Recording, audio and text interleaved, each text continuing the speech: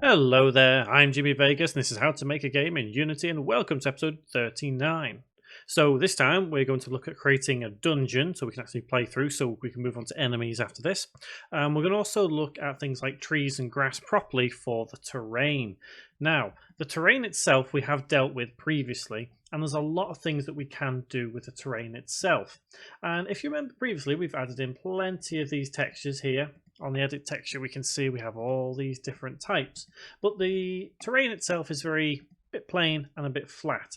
So we're going to change this by adding in some grass right here. So we're going to use the paint details, and to do this we need to import a 2D texture which we can use to manipulate it. So let's go to our textures folder down here, and I'm going to drag and drop for now just this grass flow texture. And don't forget, this is available on the website for free. Head over there, downloads and assets, and the beginner tutorial, you can download it there, episode 39. So this grass is what we're going to use on this terrain, and we can do that by going on edit details, add grass texture, and then you just need to drag and drop this straight onto here, the detail texture, and then we can set different parts of what we want to see. So we can set the minimum width, minimum height, maximum height, all different things like this. So feel free to play around with these if you want to at this point, but we're going to do that a little bit later on anyway. So what we're going to do is healthy color. I'm going to select the little pipette tool here and just select maybe a green color from anywhere on our screen. So maybe this kind of green color. And dry color, let's have it as the same. So take the pipette tool, select the same color, but let's make it just a little bit darker. What I think I might do is just make it a little more greenish. There we go. And click on add. And now what this does is creates a grass texture, same way we've used the painting tool, same way we've used the raise and lower terrain tool. So let's change the brush size to be a bit bigger. And we can just click and add our grass like so. It's as simple as that. So one thing to note at this point is if we go into our settings here on the terrain, we can actually see, if we look down, wind settings for grass. So we can control how much that grass actually moves. And what I'll do is I'll press play now, and we'll take our player character all the way over to the other side, and we'll just see exactly what happens when it comes to at least walking around in this grass. Because don't forget, the grass itself isn't going to be affected by wind zones, which is also something we will deal in the next episode. I need to find a way out of this wood. Okay, so do you remember adding this cutscene in recently? What I think I'll do is when we finish this, I'll move our player over to this side so as we don't waste time. So you can see the grass here. You can see how it's moving. That's all kind of cool. Excellent. So I'm going to keep the grass like that for now. Let me take our first person controller and bring him over here so we don't waste too much time wandering around. Let's place it here. And what we're going to do now is add in a slightly different type of grass to kind of mix in with this grass, but without taking too much away and adding too much to the game. So back on the terrain, let's go on our paint details, edit texture, add grass texture, and we can use the same grass texture. And I'm going to have the minimum width as 1 and the maximum width as 2, but minimum height I'm going to have as 0.5 and the maximum height as 1. I'm going to change the healthy color to a different type of green, so about that. And dry color I'm going to have as green again, but just a little bit darker. It doesn't really matter too much about this dry color. You may notice it every now and again if you look at grass maybe from a distance, but it's not something we need to worry about too much for now. So target strength, I'm going to increase a little on this one. And you can already see it kind of feels a little bit more than previously. So that target strength is what creates the density of the grass. Where am and I? we can see at this point just how I need to find a way out of this wood. densely populated the grass can be. So it's up to you how you want to work with this grass, but don't forget there are different ways of adding this grass in. So I'm going to decrease the target strength just a little and do some more over here. And it's all about playing around with the grass and how well you want it to look in your game.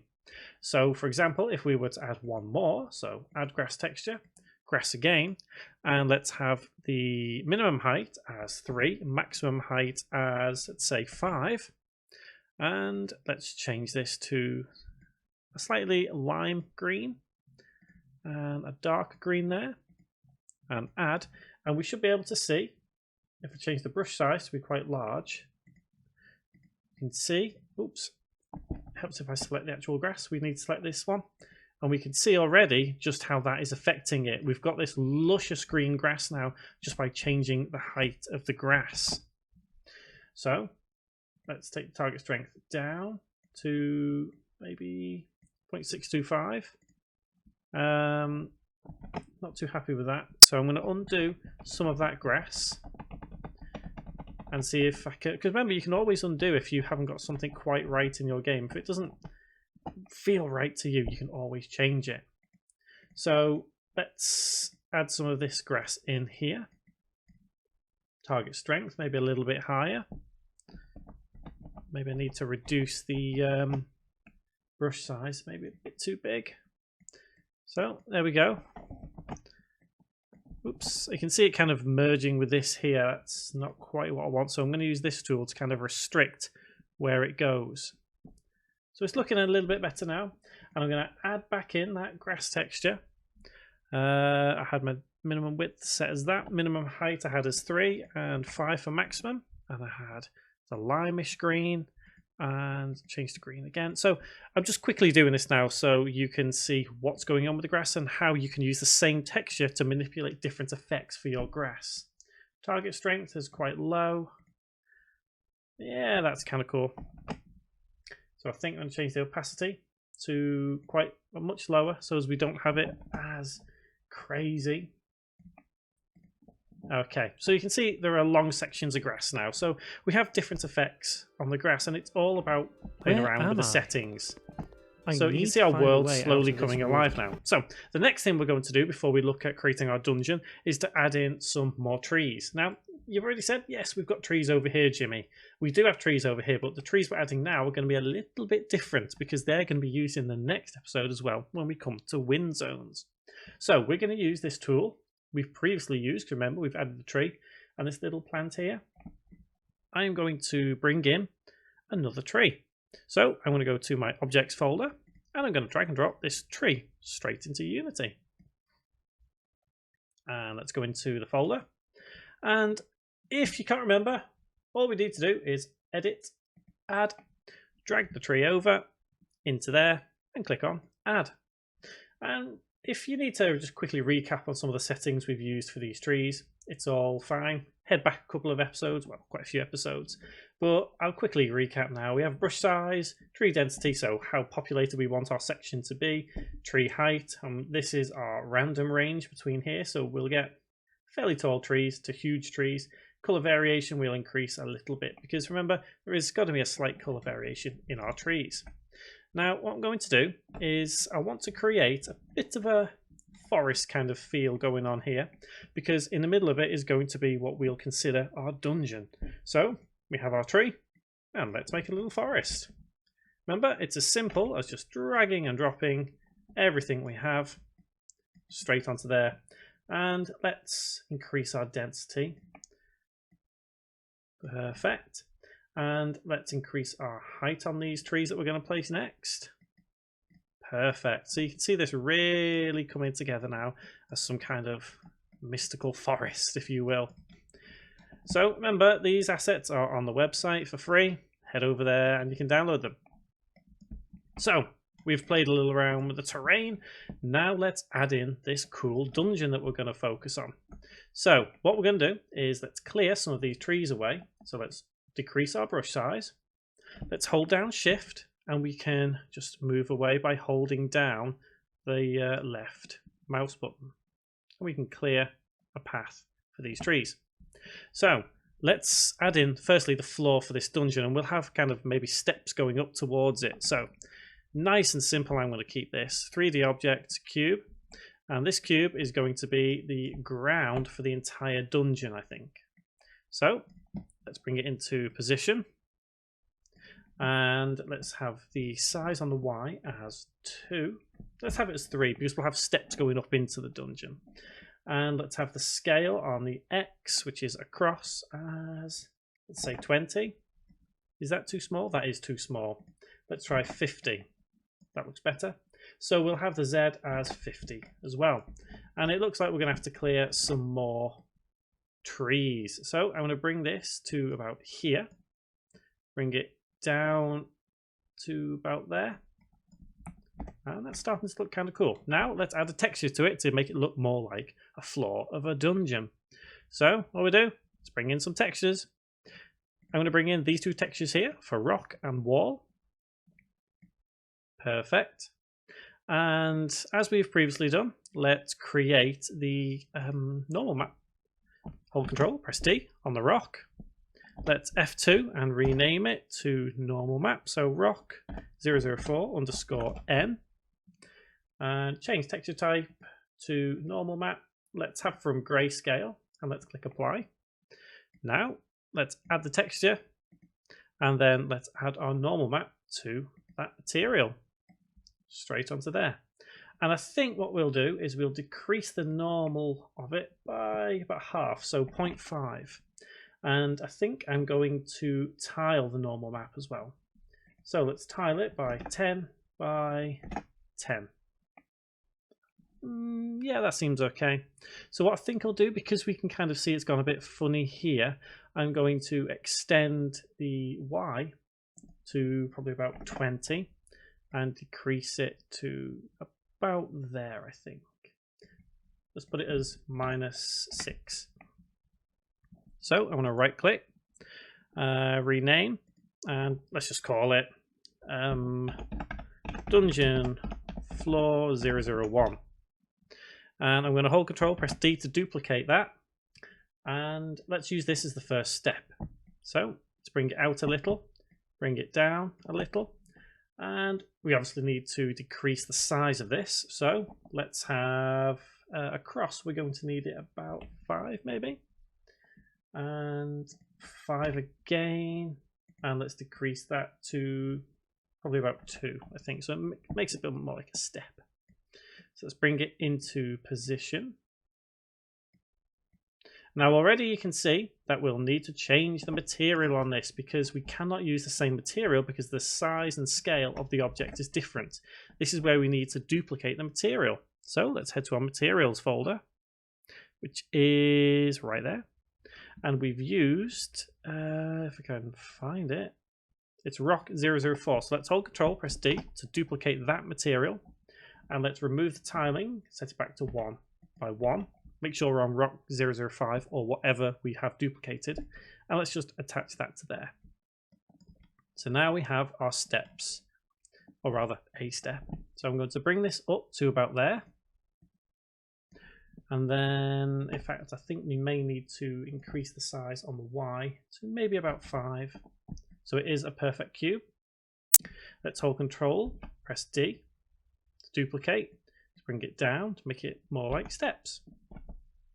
In fact, I don't think I'm going to have too many steps because, I'll tell you what, rather than intersect everything, we might be better off just having it as it should be. I think we are going to be better off doing that.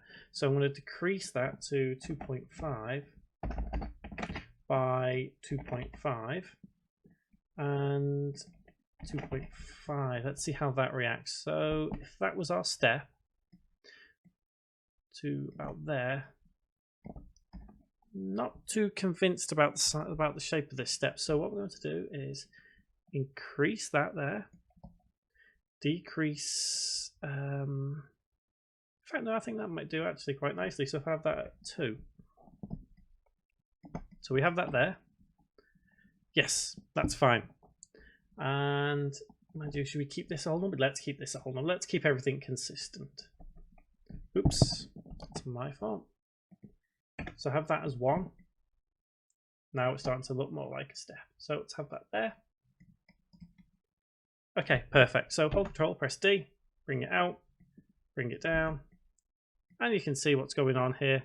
These steps are forming quite nicely.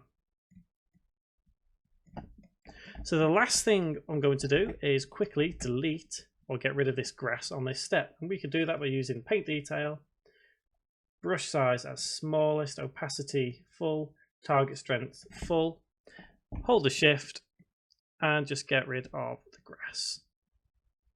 There we go. Perfect.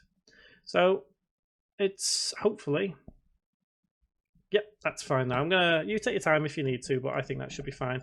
Last thing I want to do here is actually make a bit of a ramp, because as it stands, our player may not be able to get up this. So let's create an invisible ramp. And I can do that by selecting this tool, this object should say, hold Control, press D, rotate on the X-axis, I think. Yeah, we'll set it to 45, and we'll stretch and move into position so it kind of covers the steps, like so. So we'll stretch it long ways, bring it down, and then we just need to rotate it so as it kind of covers the steps. So everything, you can see the steps poking out here through the mesh. So rotate and then realign to probably about there. Slightly more rotation, and that should do. And then turn off the mesh renderer. So now it just looks like steps, but we'll be able to walk up them no problem. So let's give that a go. Where am I? I need to find a way out of this wood. So next thing we're going to do is quickly clear out some of these trees, because we still have some intersecting with our dungeon. So select the tree. Change brush size, a little bit smaller, hold shift, sorry, and let's delete some of these trees out of the way. So, okay, last thing we're going to do here is just add in maybe a quick wall. We've brought in the texture, so we may as well add in a wall. And what better way to do it than actually use the dungeon floor itself? So hold Control, press D on the dungeon floor, the big one, bring it up. And let's decrease the size. So we'll have this as 2, and we'll have this as 2 as well. So we've just got a column, and now we can bring it into position about there. Bring it up, and let's decrease the size on the Y to probably about 10, I think. See how that looks. And then let's bring it down to about there, so as it's in line. And then let's stretch this on the X to about 10, and let's place it there. And I think I'll make a little bit of a hallway as we go into this, so I'm going to have this as 10 as well.